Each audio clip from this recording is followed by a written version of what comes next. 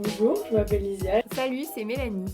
On est toutes les deux en service civique au sein de l'association Espéris, qui est une asso de prévention et de réduction des risques. On se retrouve pour une nouvelle saison de notre podcast Fait tourner sur les premières fois. Aujourd'hui, on accueille Martin qui va nous parler d'une de ses premières fois. Bonjour Martin, est-ce que tu peux te présenter s'il te plaît ? Bonjour, moi c'est Martin et du coup aujourd'hui je vais vous parler de ma première fois. Est-ce que tu peux nous expliquer un peu ce que c'est pour toi la première fois ? Donc je pense que déjà il n'y a pas de définition de première fois et que c'est propre à moi. Et je pense que c'est quand on se dévoile à une autre personne, donc, que c'est un rapport intime quoi. Donc c'est-à-dire que quoi qu'il en soit, ça peut être qu'on se déshabille, qu'il se passe rien ou quoi, mais c'est vraiment on se dévoile complètement à la personne et je pense qu'il y a une histoire, en tout cas chez moi, une histoire de confiance un peu. On fait un pas vers la personne, on lui fait confiance. Alors toi, tu vas nous parler de ton premier rapport sexuel. Est-ce que tu t'étais renseigné un peu avant sur le sujet, par exemple sur internet ou à tes amis ? Oui quand même, on en parlait beaucoup avec tout le monde.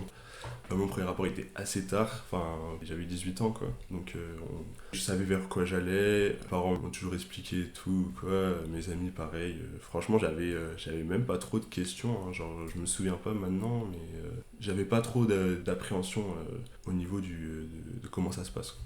Maintenant, est-ce que tu peux un peu nous raconter comment ça s'est passé cette première fois ? Et c'était pas prévu, c'est-à-dire que c'était avec une personne donc, que je connaissais quand même relativement bien. Je pense qu'on savait tous les deux que ça finirait par arriver, mais c'est peut-être arrivé un petit peu plus vite que ce que j'imaginais moi en tout cas. Et puis du coup, en fin de soirée, voilà, on s'est retrouvés ensemble et puis je pense qu'il y avait une sorte de complicité qui s'était créée entre nous deux et puis on s'est dit d'aller plus loin. Faut savoir que moi je suis un peu timide, du coup ça a vraiment mis du temps. C'est-à-dire que j'étais pas très entreprenant on va dire. Du coup, ça s'est très bien passé. Le seul truc du coup qu'il faut que je précise, c'est que à cette époque-là, et encore aujourd'hui un peu, j'ai un peu de ventre, un peu de bidon. Et du coup, j'avais un petit complexe. Donc, comme je dis, ça me dérange pas, ça ne m'empêchait pas de dormir ou quoi. Je vivais très bien. Mais c'est vrai que si j'avais de l'appréhension quand même à l'idée de me retrouver nu, surtout avec cette personne qui m'impressionnait beaucoup. Et puis, en soi, le rapport il s'est très bien passé. Dessus, c'était même très agréable. Je pense que c'est un très bon souvenir, même si sans doute que je le sacralise peut-être un petit peu. Mais c'est vrai que ma partenaire a du coup fait une remarque sur mon poids, donc je pense que c'était pas volontaire et comme je suis quelqu'un qui en parle pas beaucoup, elle pouvait pas s'imaginer que ça me dérangeait. C'était pas de la moquerie, c'était pas de la raillerie, c'était vraiment une remarque comme ça, une observation quoi. Sauf que sans qu'elle s'en rende compte, moi ça m'a beaucoup affecté après. C'est-à-dire que le rapport s'est très bien passé, mais après ça m'a un peu bloqué entre guillemets dans mes relations d'après parce que j'avais vraiment beaucoup d'appréhension. Est-ce que tout le monde va penser ça ? Est-ce que est-ce qu'il faut que je fasse beaucoup de sport pour faire de poids que j'ai en trop et tout. Donc c'est vrai que ça m'a quand même un peu gêné quoi. C'est-à-dire que je le montrais pas. J'en ai très peu parlé, mais ça m'a un peu bloqué. Et puis en fait, quand j'en ai discuté avec elle, ça allait mieux déjà. Et en vrai, encore aujourd'hui, ça reste un peu une peur, un petit peu. Enfin, pas une peur, c'est pas le mot, mais je suis pas à l'aise avec ça, quoi. Est-ce que du coup cette personne, quand vous en avez parlé, elle était compréhensive, elle t'a rassuré ou elle a vraiment pas compris ? Très bonne question. Je pense que c'est un peu en deux temps. C'est-à-dire qu'il y a eu une première phase où elle s'est un petit peu braquée, entre guillemets, ou en mode je me fais des films, etc. Mais très vite, elle s'est rendue compte que ça m'avait atteint. Et je pense qu'elle s'imaginait pas que ça puisse me blesser. Parce que, comme je le dis, moi je suis quelqu'un de. J'ai confiance en moi, j'ai pas de problème avec rien. Et c'est vrai que j'en parle jamais. Et du coup, je pense qu'elle pouvait pas imaginer que ça puisse me blesser. Et du coup, dès qu'elle s'en est rendue compte, elle a été très compréhensive. Et je pense qu'elle m'a vraiment beaucoup aidé à passer à autre chose. Je la remercie là-dessus. Du coup, aujourd'hui, avec du recul, est-ce qu'il y a des choses que tu aurais aimé savoir avant de vivre ça ? Est-ce que tu aurais aimé avoir des conseils pour ta première fois ?